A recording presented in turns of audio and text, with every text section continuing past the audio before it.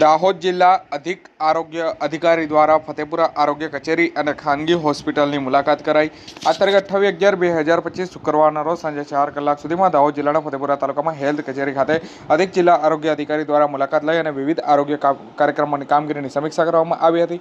મુખ્ય જિલ્લા આરોગ્ય અધિકારીના માર્ગદર્શન હેઠળ યોજાયેલી આ મુલાકાત દરમિયાન આરોગ્ય વિભાગની કામગીરીને વધુ મજબૂત બનાવવા માટે જરૂરી સૂચનો અને માર્ગદર્શન પણ આપવામાં આવ્યું હતું।